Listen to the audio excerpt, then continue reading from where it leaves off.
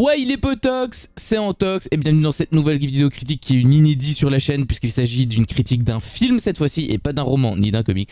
Il s'agit d'un film qui est sorti il y a pas si longtemps que ça, il est sorti le 14 décembre 2022 chez nous, donc il y a à peu près un mois en gros. Je pense qu'à partir de là vous savez, de toute façon vous savez puisqu'il a le titre. 3 heures de film. 350 millions, enfin entre 350 et 460 millions, donc on va dire 400 millions en moyenne de dollars bien évidemment de budget. Réalisateur James Cameron. Il s'agit bien évidemment de Avatar. Bah de justement. Alors, qu'est-ce que j'en ai pensé? Bon, comme d'habitude, j'ai envie de faire justement toujours une partie spoil, enfin une partie non spoil pour le coup et une partie spoil. Donc, si vous n'avez pas encore vu le film, que vous n'avez pas envie de vous faire spoiler, bah, vous pouvez regarder juste la première partie et revenir directement à la partie, comment dire, à la partie conclusion, en gros. Sinon, voilà, vous regardez l'intégralité de la vidéo et ça, c'est vous qui gérez.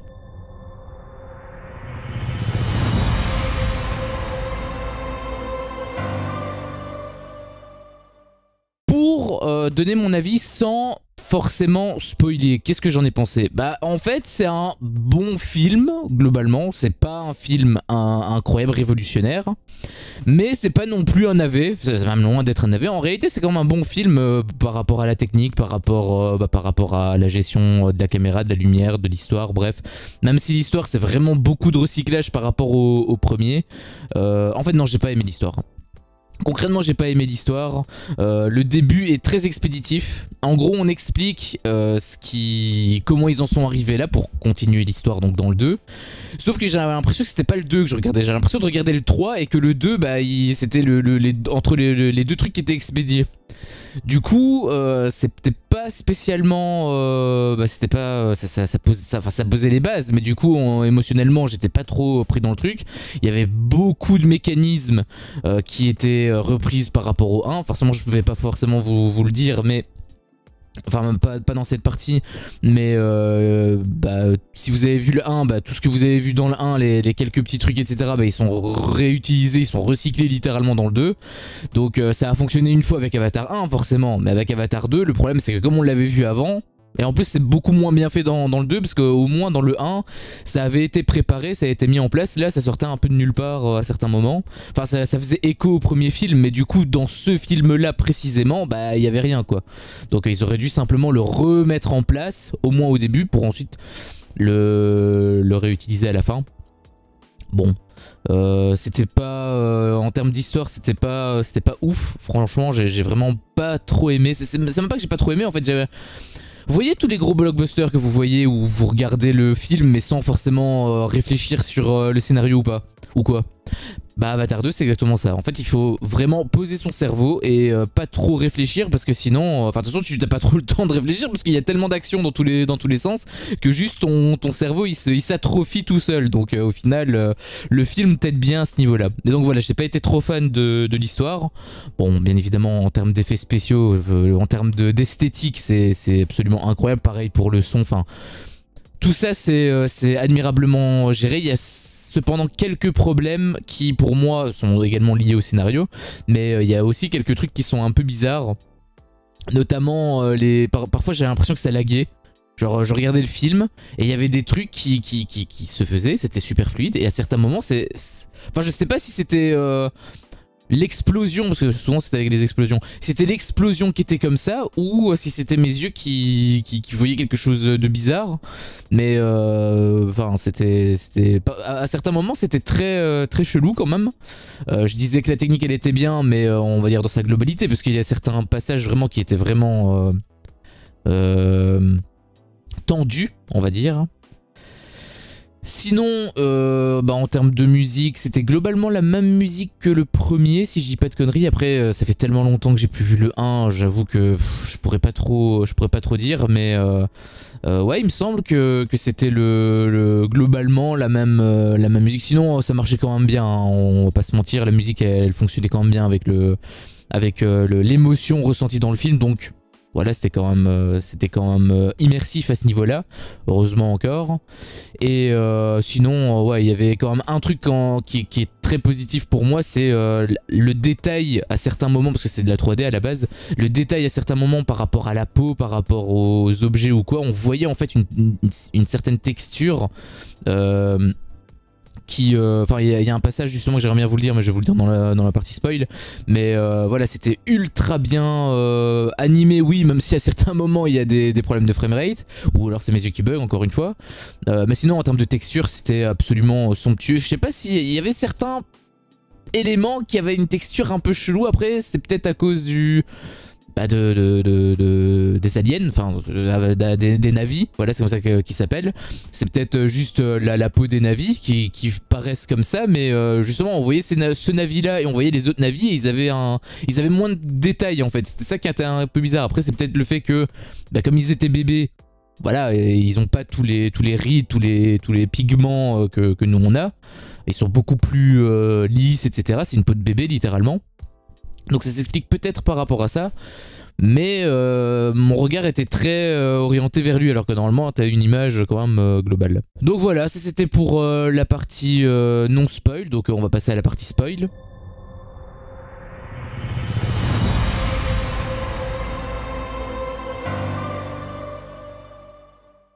Alors pour spoiler concrètement, qu'est-ce que je disais, enfin comment exemplifier mes propos, typiquement par rapport aux explosions, voilà, il y a plein de scènes où il y a des explosions dans tous les sens, et parfois justement j'avais vraiment cette impression où l'image laguait un petit peu. Il y a notamment une explosion, bon je pourrais pas vous la montrer parce que j'ai pas les rushs ici, mais c'est une explosion où le truc est censé faire ça, et en gros il fait ça.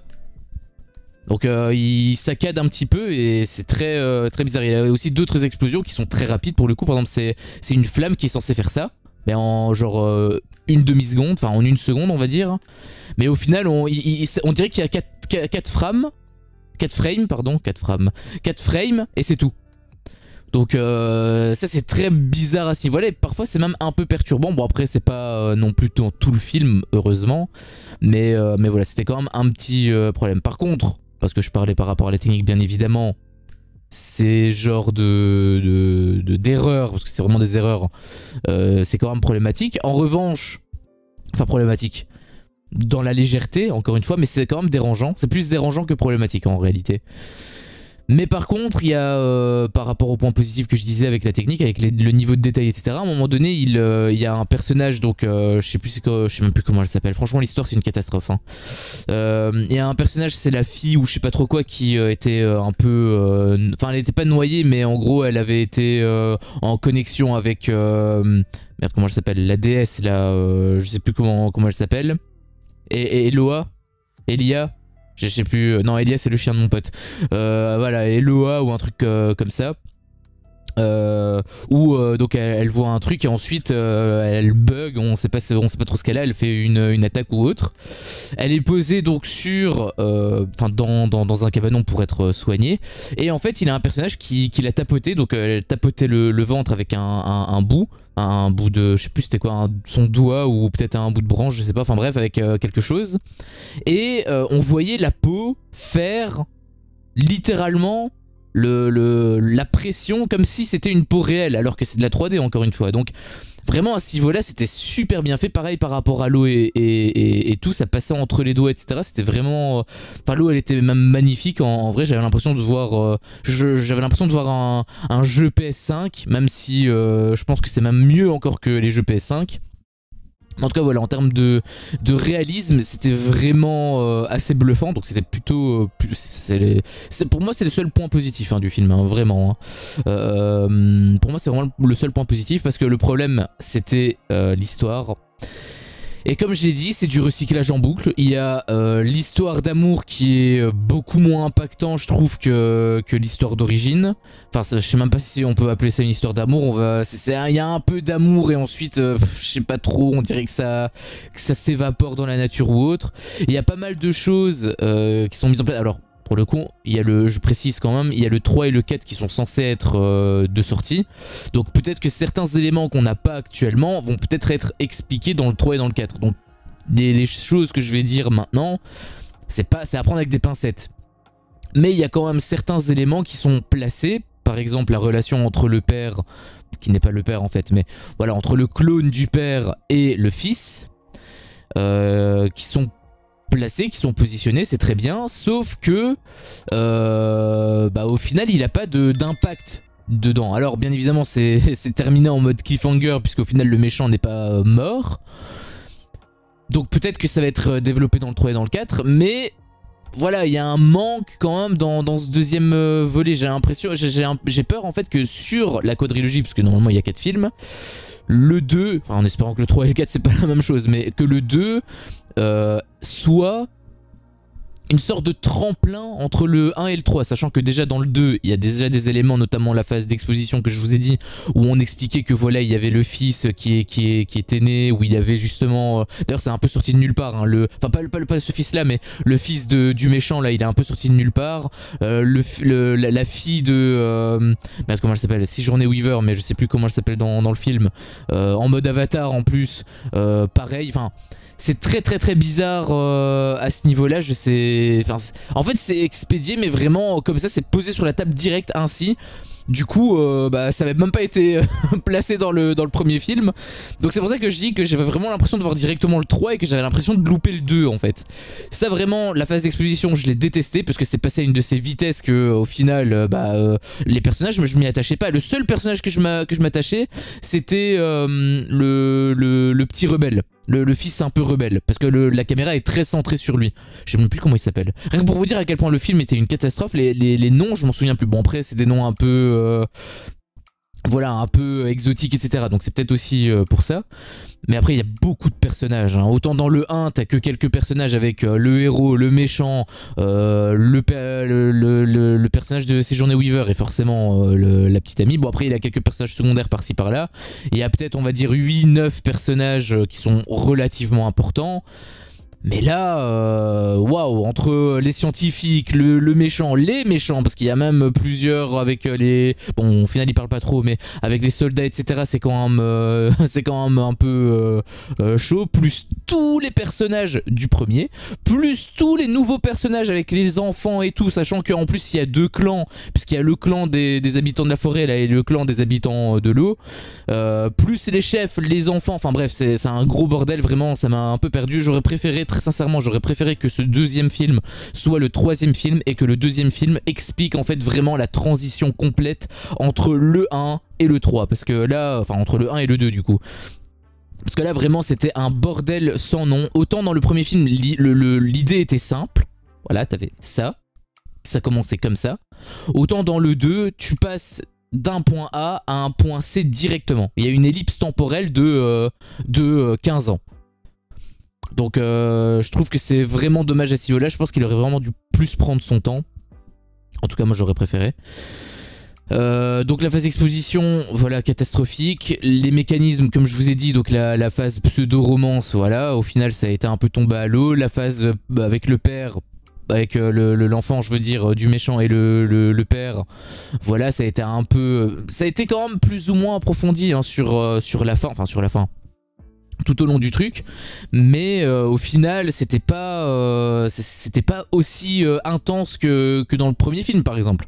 Enfin je parle avec l'histoire d'amour bien sûr dans le premier film, mais voilà, dans le premier film il y avait un vrai lien entre Jake Sully et les parents de la meuf qu'il kiffait. Là le truc c'est que les liens entre les personnages, à part la famille de base, c'est-à-dire Jake Sully, sa femme et les enfants, on ressent vraiment les émotions qui sont entre eux. Après bien évidemment, il faut qu'on s'attache au personnage. Et à part le personnage du rebelle, moi, j'étais un peu... Par exemple, il avait la mort du grand frère. Bah, très sincèrement, je suis censé être un homme sensible. Hein. Généralement, quand il se passe une scène un peu émouvante et tout, j'ai les larmes qui coulent. Mais là, voilà. Vraiment, c'était vraiment ça. Et le personnage avait l'air touchant, mais il n'était pas développé au point que...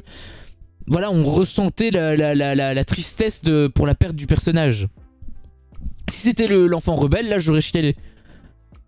Mais bon, c'est dommage parce qu'au final, c'est un autre personnage qui aurait mérité vraiment plus d'approfondissement. D'ailleurs, à ce propos, quand il perd son enfant, justement, on voit quand il est avec Eloa, là je sais pas trop quoi, où il revoit son fils et où il revoit au tout début, bah ça c'était magnifique. Le problème c'est que comme le personnage était creux au milieu, bah à part ce petit moment là, qui était vraiment intéressant, enfin ça faisait écho et du coup c'était super beau, mais le problème c'est qu'on n'avait pas l'attachement qu'on avait pour lui à cause du milieu en fait. Donc, voilà, c'est vachement dommage à ce niveau-là. En tout cas, moi, j'ai pas été pris par rapport à ça. Il y a quelques trucs que j'ai vraiment pas trop aimé, genre la fin avec le Jake Sully qui regarde la caméra qui est avec les yeux fermés et d'un coup, boum, il ouvre les yeux exactement comme dans le premier. Recyclage.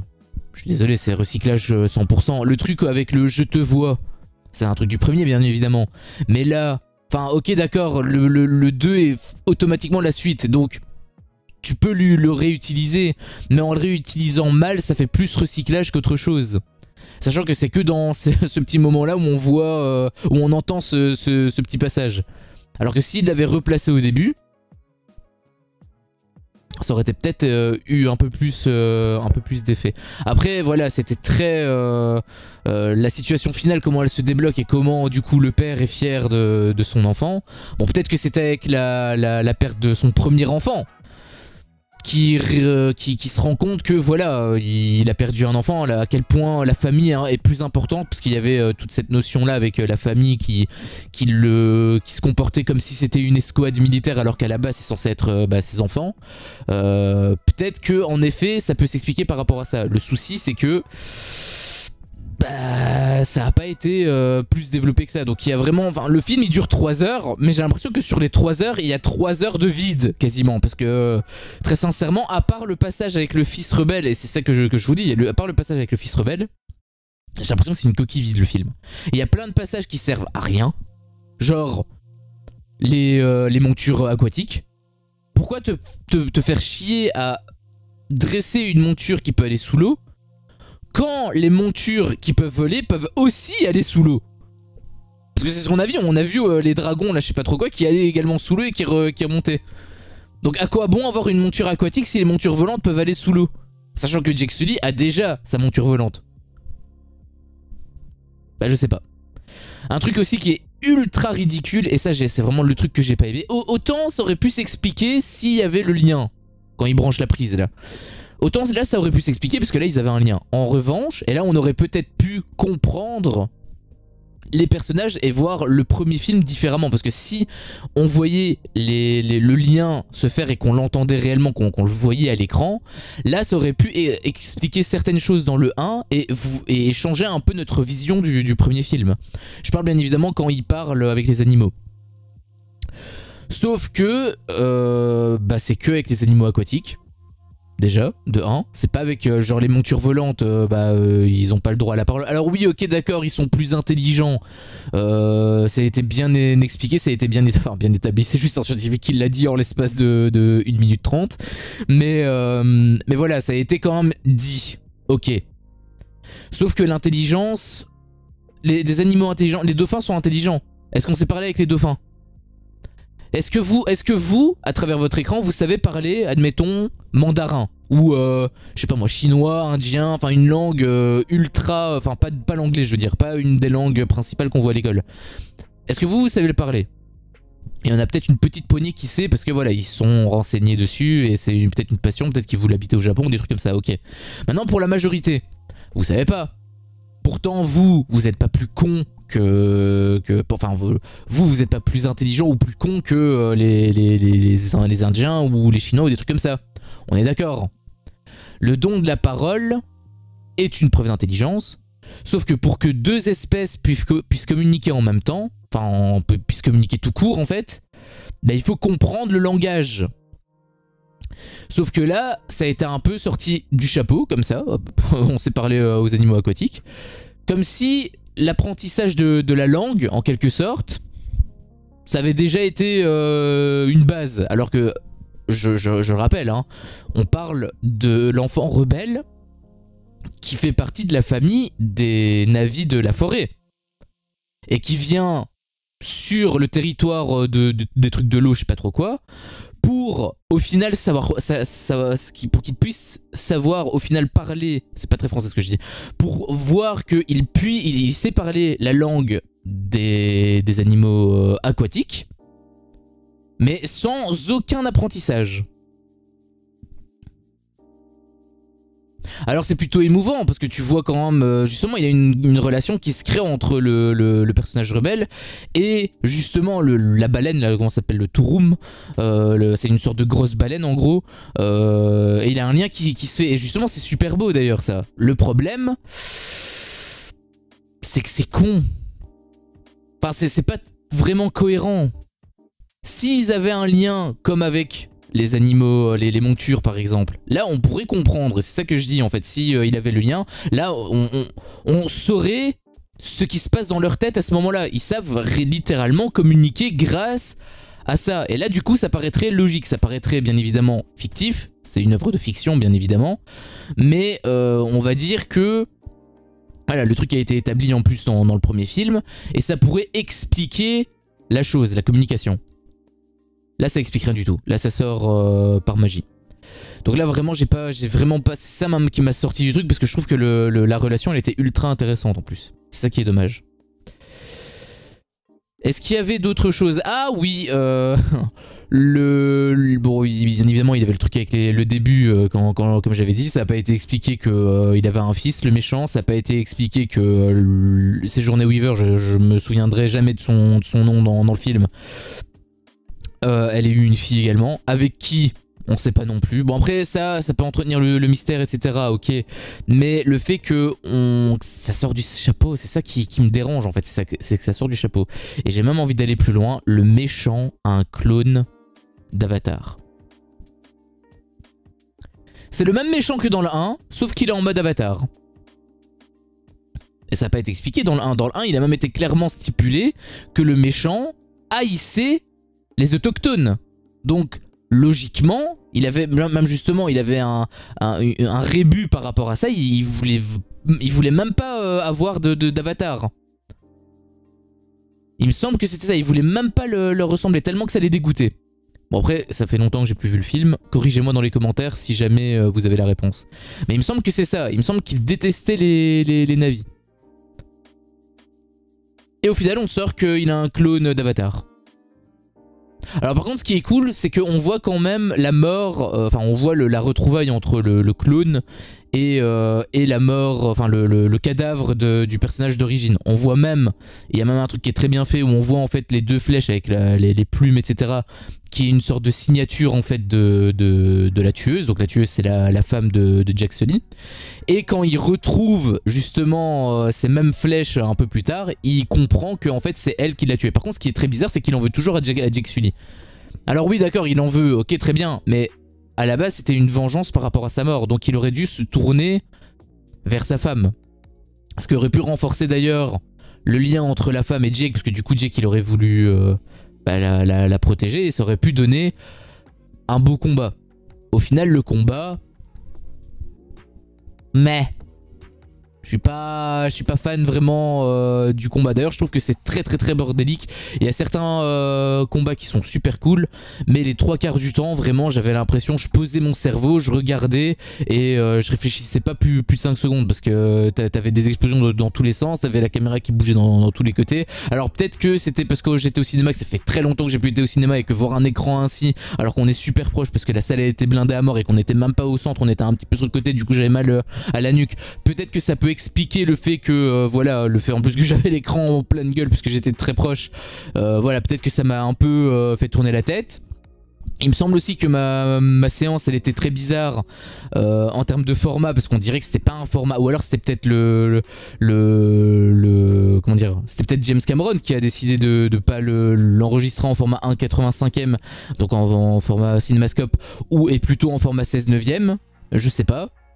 Donc là si vous comprenez pas ce que je raconte, peut-être que je ferai un tuto sur ça, mais en gros c'est des formats type, genre vous avez des bandes en fait quand vous êtes au cinéma. Enfin si vous êtes au cinéma vous avez pas de bande justement parce que l'image elle est plus étirée, alors que si vous le regardez sur votre PC par exemple ou sur votre télé, il y aura ces bandes là, parce que bah, forcément ça n'a pas été adapté pour le 16/9e mais pour le cinéma.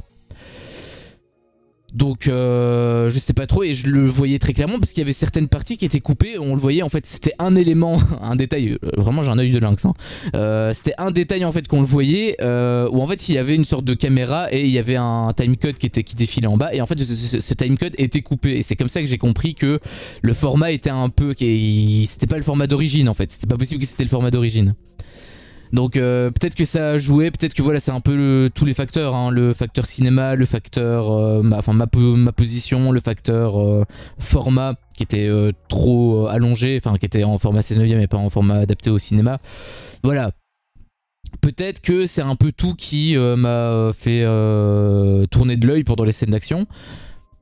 Quoi qu'il en soit, c'était pas spécialement agréable. À un moment donné, en fait, j'ai même trouvé le film ultra long. Et justement, ça s'explique aussi par rapport à certains éléments qui servent à rien. Ok, c'est censé rapprocher les deux clans, donc le clan de l'eau et le clan de la forêt, très bien. Mais c'est bizarre, c'est pas naturel, c'est pas aussi fluide que dans le premier en fait, j'ai trouvé. Dans le premier, la relation qu'essaie d'établir Jake Sully avec les Na'vi, elle est beaucoup mieux foutue que dans ce deuxième film, je trouve. Et il y a plein de choses d'ailleurs qui sont mises complètement à côté. Il y a aussi quelques trucs qui sont bizarres, genre soudainement il a envie de... Il accepte de l'aider alors que le seul argument c'est le Turuk Maktoum là. Alors que normalement c'est pas censé être la même tribu, donc le Turuk Maktoum normalement ils sont censés s'en battre royalement les œufs cuits durs, hein, donc... Enfin, il y a des trucs, voilà, c'est bizarre, c'est assez mal foutu, et au final, ça m'a plus sorti du film qu'autre chose, sachant que le film était long. C'est la première fois, enfin c'est la première fois, c'est pas la première fois, mais c'est très rare quand je regarde un film où je me dis putain, je me fais chier, le film est long, quand est-ce que ça se termine? Très sincèrement. Il y a une femme qui était à côté de moi, elle arrêtait pas de regarder son téléphone, et à un moment donné elle est partie. Et elle est partie avant la fin du film. Alors je sais pas si c'était moi qui puais ou si elle se fichait royalement du film parce que ça lui faisait chier. Mais si c'est le deuxième cas, je peux la comprendre totalement. Si c'est le premier cas, je peux la comprendre aussi, parce que c'est vrai que je suis pas non plus un modèle de perfection au niveau hygiène. J'aime bien l'humour. Enfin bref, ce que je veux dire par là, c'est que j'ai trouvé vraiment le film qui s'étirait en longueur, et pour rien, parce que ça mettait en place certaines choses qui soit n'étaient pas réutilisées, ou en tout cas mal, ou qui étaient incohérents, voire même qui s'opposaient au propre mécanisme de l'univers du film, notamment avec les montures.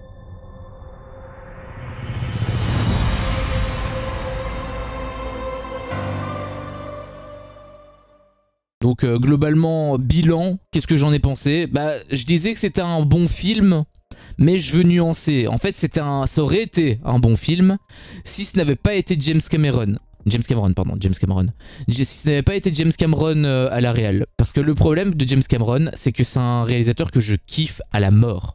Quand je dis que je kiffe à la mort, j'ai vu toute sa filmographie. Je vais vous donner sa filmographie vite fait.